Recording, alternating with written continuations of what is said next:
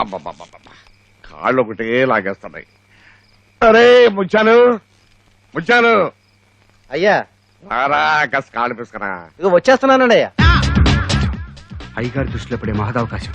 రే ముత్యాలు, నీ పని నువ్వు చూసుకో, అయ్యగారికి నేను కాలు పడతాను. ఆహా, అబ్బా, రేయ్, ఇవాళ నీ చేతిలో కొత్త సుఖం కనిపిస్తోందిరా. ఓ పని చేయరా, రోజు పనులన్నీ మానేసి జీవితాంతం నాకు కాళ్ళు పడుతూ ఉంటారా. అదేమిటయ్యా నువ్వు కాళ్ళు పడుతున్నావు? దృష్టిలో పడడం కోసం. అరే నువ్వో కాళ్ళు పెట్టేది, నువ్వు పడతావేటయ్యా? నాకు కొంచెం వినయం, విశ్వాసం అన్ని ఎక్కువండి. ఇదేంటి నువ్వు కాలు పడుతున్నావు? నేను అదే అడుగుతున్నానయ్యా, వంటవాడు నువ్వు కాళ్ళు పడుతున్నావేమిటని. ఇతను వంటవాడు కూడా కాదయ్యా. నేను పొరపాటున వంటవాడికి వాసు ఉత్తరం ఇతనికి ఇచ్చాను. ఇతను రవికుమార్ అని మా స్నేహితుడు కొడుకు, బిఎస్సీ కంప్యూటర్స్ పాస్ అయ్యాడు. మీ అన్నయ్య గారి కంపెనీలో ఉద్యోగం ఇప్పిస్తారు, పంపించాడు. భలే పని జరిగిందయ్యా. ఏమయ్యా, మేం పొరపాటు పడ్డాం, సరే నువ్వైతే చెప్పొచ్చు. అదేంటోనండి, పెద్దవాళ్ళని చూస్తే ఎదురు చెప్పలేను. కుర్రోడు చాలా బుద్ధిమంతుడయ్యా. ఈ రోజుల్లో ఇలాంటి కుర్రోడు తరగడం. సరబయ్య, నీతో ప్రత్యేకంగా మాట్లాడాలయ్యా. అంటే మమ్మల్ని వెళ్ళిపోమనా? నా సంగతి వేరే చెప్పాలంటే. సరబయ్య కూర్చో. దృష్టిలో పడమే కాదు, రిజిస్టర్ కూడా అయిపోయాను. బిషా బిషా బిషా బిషా. సత్యంబావా, తెల్లారే పాటికి రవి తల్లిదండ్రులు ప్రవేశపెట్టమన్నావు, ఇదిగో ప్రవేశపెట్టాను. నమస్కారం. నమస్కారం. రండి కూర్చోండి. పర్వాలేదు, కూర్చోండి. రండి అమ్మా, రండి కూర్చోండి. నిజానికి నేనే మీటికి రావాల్సింది, కానీ మీరే వస్తే మా ఇల్లు వాకిలు చూసినట్టుంటుందని రమ్మన్నాను. మీరేమనుకో. మా వాడు ఏదైనా తప్పు చేస్తుంటే మందల నుంచి మీ కాళ్ళు పట్టిస్తాను. నేనే మీ వాడి కాళ్ళు పట్టుకొని కడగాలనుకుంటున్నాను. సూటిగా చెప్పవయ్యా మహానుభావా. Correct correct. ఏమీ లేదండి, మా అమ్మాయిని మీ అబ్బాయికి ఇచ్చి పెళ్లి చేయాలనుకుంటున్నాను.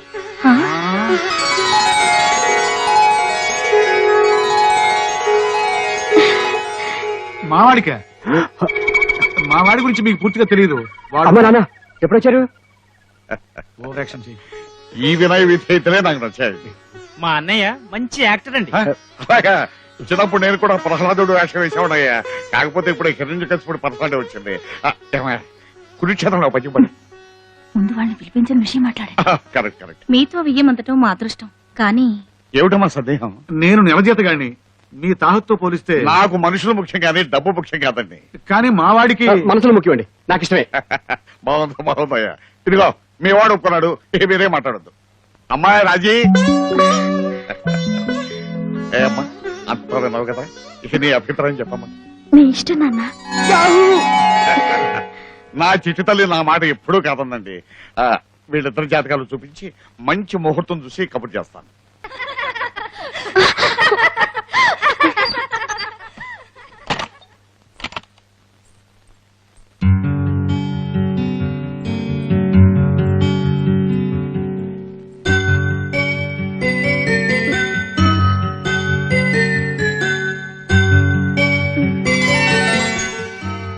ఏంటిది?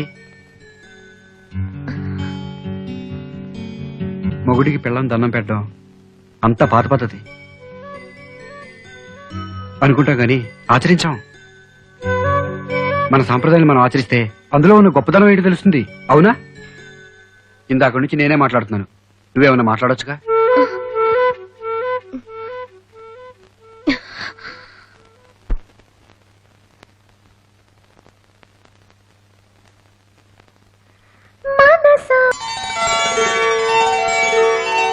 కుడికాలు ముందు పెట్టి లోపలికి. ఆగండి ఆగండి, పేర్లు చెప్పకుండా లోపలికి రావడానికి వీల్లేదు.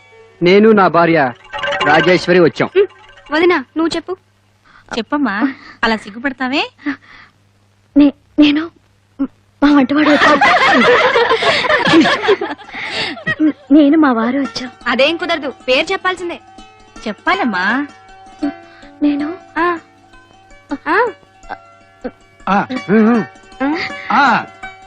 రవి వచ్చాం.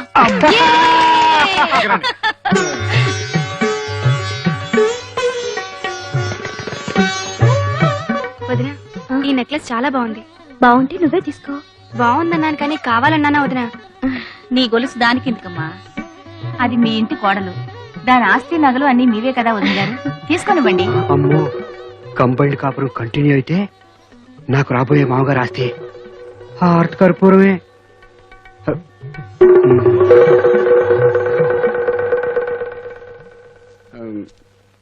నాన్న, ఏంటన్నా? నేను రాజీ విడిగా ఉంటాం. ఇక్కడే ఉంటే మీ మామగారు ఆస్తిని తినేస్తామని భయమా ఏంటి? అది కాదురా, పెళ్ళైతే కూతురు అల్లుడి చేత వేరే కాపురం పెట్టిస్తాన్ని మొక్కున్నట మా మామగారు. ఓహో. అరే అలా ముక్కేస్తున్నాడా? అవును డాడీ, మొక్కేస్తున్నాడంట. ఆ, ఆ. అయితే మామగారు ముక్కుబడి తెచ్చడం అల్లుడు బాధ్యత. రేపే వేరు కాపు పెట్టు. సరే డాడీ, మీ ఇష్టం, అలాగే చేస్తాను. ఆ? ఆ.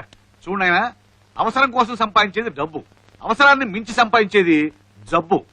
ఆ జబ్బుకి మందు కూడా లేదు. ఈ నీతి సూక్తి నాకెందుకు చెప్తున్నట్టు? ఆ జబ్బు ముదరకుండా ఆరోగ్యంగా ఉంటావని. సరే డాడీ, మీ ఇష్టం, మీరు ఎలా చెప్తే అలాగే చేస్తాను. ఏంటి వేరే కాపురమా? నాకిష్టం లేదు. చక్కగా అత్తగారు మామగారు ఆడపడుచు మరిది వాళ్ళందరితో ఉంటేనే నాకిష్టం. నాకు ఇష్టమే, కాకపోతే ఇల్లు ఇరుగ్గా ఉంది, నువ్వు వేరేగా ఉండరా అని మా నాన్న శాసించాడు. ఎప్పుడు? జస్ట్ ఇందాకే.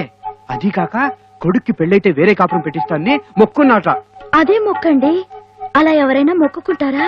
అనుకుంటాం గాని కొంతమంది అంతే, అనవసరంగా అర్థం పర్థం లేకుండా మొక్కేసుకుంటారు పాపం. వేరే వెళ్ళిపోదామా? పెద్దవాళ్ళు ఎలా చెప్తే అలా నడుచుకోవడమే నాకు తెలుసు. ఇల్లు వెతుకుని వేరే వెళ్ళిపోదాం. వెతకడం ఏంటి? శరభయ్య గారి పక్కిల్లు ఖాళీగా ఉంది, రేపు అక్కడికి మారిపోదాం. హ్మ్. ఆ? హ్మ్. ఆ? హ్మ్.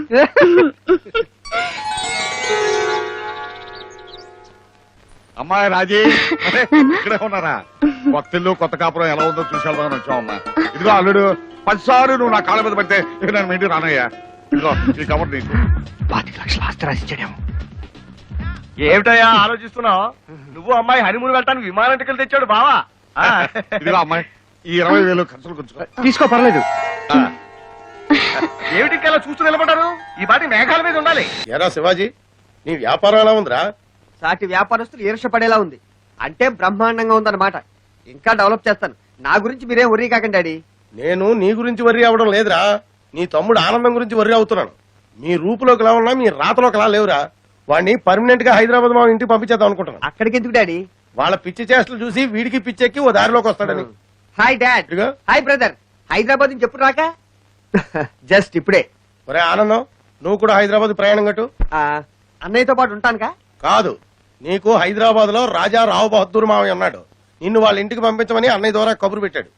అలాగే వెళ్తాను. వెళ్ళడమే కాదు, నువ్వు హైదరాబాద్ లో ఉన్న 4 నెలలు వాళ్ళ ఇంట్లోనే ఉంటానని నువ్వు నా మాట ఇవ్వు. వాళ్ళంతా అదో టైప్ మనుషులు. పాతకాలపు సినిమాలో లాగా ప్రవర్తిస్తుంటారు. వాళ్ళ వయసుల్ని పరిస్థితుల్ని మర్చిపోయి అతిగా ప్రవర్తిస్తుంటారు. అంతా సినిమాటిక్ గా ఉంటుంది. వాళ్ళ హడావుడికి భయపడి అక్కడి నుంచి ఎట్టి పరిస్థితుల్లోనూ పారిపోయి రాడని ప్రామిస్ చెయ్యి. నీ మీద, అన్నయ్య మీద, అమ్మ మీద, చెల్లయ్య మీద, హోల్ రిలేషన్స్ మీద ఒట్టే చెప్తున్నాను. వాళ్ళు ఎంత ఓవర్ యాక్షన్ చేసినా సరే నాలో నేనే రియాక్షన్ ఇచ్చుకుంటాను గానీ వెనక్కి తిరిగి రాను అని ప్రమాణం చేస్తున్నాను. చాలా సంతోషం బాబు, ఇదిగో అడ్రస్. బ్రదర్ పద వెళ్దాం. నేను ఆఫీస్ కి, ఎంచక్క నేను మావయ్య వాళ్ళ ఇంటికి. డాడీ వెళ్ళొస్తాను. Bye bye. ఆ. రండమ్మా, రండి. ఇదిగో తీసుకోవయ్యా. ఎప్పుడు వచ్చారు నాన్న? ఇవాళ పొద్దునే వచ్చావమ్మా. మీ ప్రయాణం బాగా సాగిందా? ఫస్ట్ క్లాస్ గా జరిగింది. ఆ?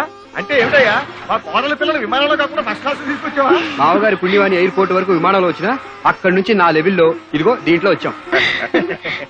మామయ్య గారు, రాజీని ఆటోలో తీసుకొచ్చినందుకు మీరేమీ అనుకోకండి. నీ పక్కన అమ్మాయి నడిచొచ్చినా నాకు సంతోషమేనయ్యా. అలా అంటాడు గాని తన కూతుర్ని నువ్వు ఎక్కడ నడిపిస్తావోనని స్కూటర్ కొనుక్కొచ్చాడయ్యా నీకు. ఓ బ్యూటిఫుల్. కానీ ఇదెందుకండి, మాకు ఇంకా పిల్లలు లేరుగా? మీరు మాకు పిల్లలే కదటయ్యా. ఇదిగో అమ్మాయి ఆ సీట్ లో కూర్చుంటుంది. ఈ స్కూటర్ కొనటం వెనక ఒక భయం ఉంది, దాంతో పాటు ఒక చిన్న సెంటిమెంట్ కూడా ఉంది. భయం ఏంటి నాన్న? వెనక కూర్చుంటే ఎక్కడ జారి పడిపోతావోనని భయం తల్లి. సెంటిమెంట్ ఏంటి? అమ్మాయి నీ వెనక కదయ్యా, 100 కాలాల పాటు నీ పక్కనే ఉండాలని, మీ ఇద్దరిని తృప్తిగా ఎలా చూసుకోవాలని నా ఆశ అయ్యా.